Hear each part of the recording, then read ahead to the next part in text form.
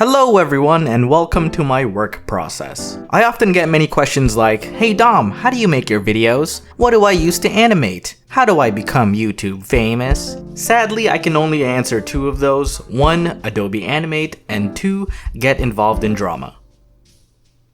Anyway, here's a summary of my process. I'm excited to also have Skillshare be a sponsor for this video. If you don't already know, Skillshare is a great place where you guys can learn new things with their online classes by getting a 2-month free trial if you click the link in the description.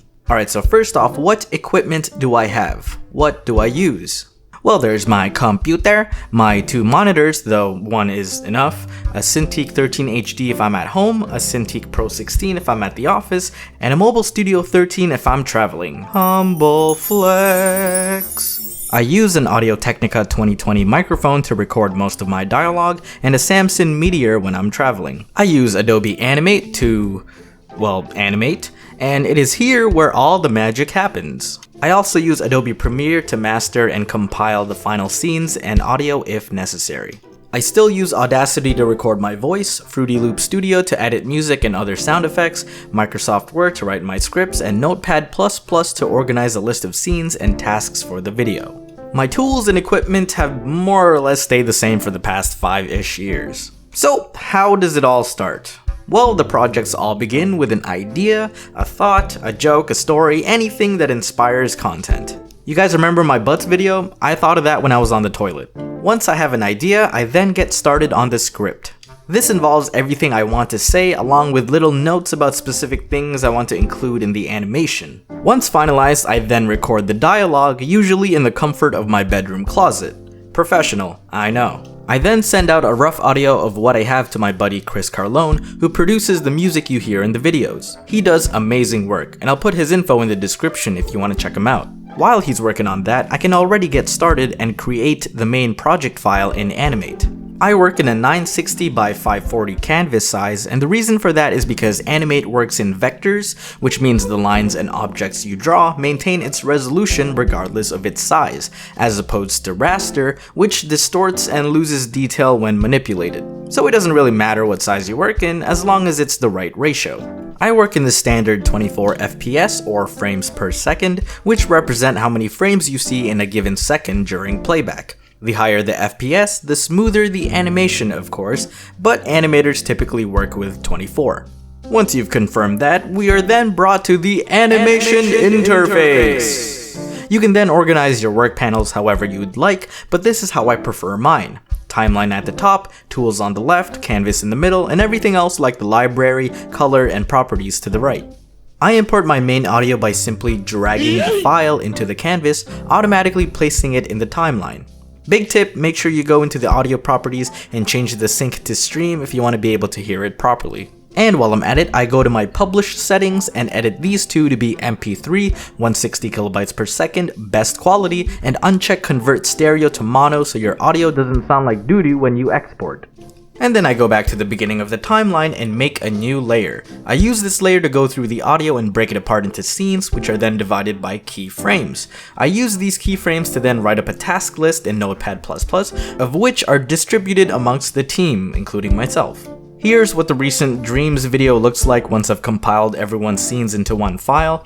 I usually end up watching the whole thing at least like 20 times in order to check for mistakes, but despite that, I'm still human and miss things like this. I like to organize everyone's respective layers into their own layer folder, so it's easier to tell who did which scenes. I had a ton of help in this video, namely from Aaron, Simon, Ciel, and Jom, along with Elaine, McCool, and Wolf with that money shot fight scene. For those who have been watching me for some time, you might remember when it was just me making the videos, versus now when I have a whole team helping me out. Here's a bit of a tour through this project file so you can see the amount of work that went into it. Scenes are typically either these, where my character is speaking to the camera, and everything else that's not that. I have somewhat of a rig for these shots because it's senseless to draw these poses every time. I have a separate file with a bunch of reusable assets like mouths for lip syncing, which I do now by using a plugin called Keyframe Caddy, where I can select the mouth poses in quick succession. Yes, there is the built-in frame picker which does the same thing, but I find it a bit laggier. Animate also has a built-in camera, which essentially allows you to easily frame your shots as you please. Here's a bit of what Jom's scene layers and frames look like. As you can see, it's not necessary to draw on every frame. Animating on 2s and even mixing it with 3s and 4s can not only save you time, but allow you to really decide what poses are essential to conveying the intended motions. And here, let me leave you with some of my commonly used shortcuts, other than the obvious ones, which you can edit by going to Edit, Keyboard Shortcuts. I put clear and delete on my tilde or back quote key because I just can't be bothered to reach over to the right side of my keyboard every time I want to delete something. Control 1 zooms the canvas to 100% and Control 2 zooms the canvas to fit the window. I have semicolon to flip horizontally and apostrophe to flip vertically. Alt-O to toggle onion skin, Alt-M to smooth, backslash to straighten, Control-K to open the alignment panel, which I often use to center things, but make sure Align to Stage is checked. Control-Shift-V to paste in place, which is very important in maintaining positions when copying from a different scene. And finally, Control-Alt-Shift-E to expand fill. I typically use these to adjust line weights for consistency. Once we've completed all the animation and we're happy with it, we can then export. But before doing so, we need to temporarily change the project FPS to 23.965 in order to avoid audio desync issues with the exported video. It's weird, I know. Be sure to change it back to 24 if you decide to work on the project again. I then export by going to File, Export, Export Video, which opens an output options window. For render size, we can now change it to whatever we want. There's really no need for me to be exporting in 4K, so I go with a high definition 1920 by 1080. Keep this checked because we will need to convert the MOV to an MP4. Once I've selected the folder I want to save it to, I hit export, and once it's done, it'll open Adobe Converter, where I then convert the huge ass MOV file to an MP4. Now this is already good to upload, but if I need to add any additional scenes like reference clips or if I need some minor effects tweaking, I can then throw it into Premiere and then export a final video file from there. And then it's just a matter of boom, bam, bop, bada bop, boom, pow.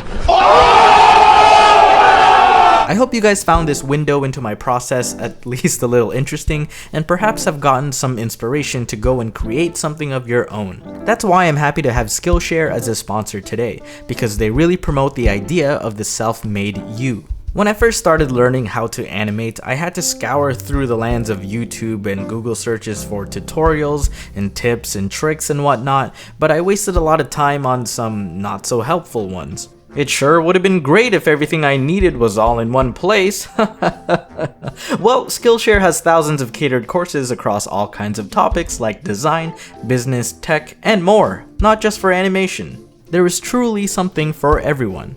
As I mentioned in the video, I work in Adobe Animate, and Skillshare has a great intro class for that program called 2D Animation for Beginners with Adobe Animate by Walt Wonderwoke.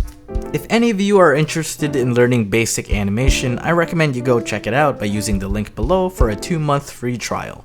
You could learn a lot in 2 months, and I'm curious to see what you all get working on. Let me know what Skillshare courses you're taking in the comments below, and if you're feeling proud of something you've made after learning it from a class, I want to see it. Tweet them at me with the hashtag #TYSkillshare and I'll check them out. Again, a free 2-month subscription, less than $10 after that.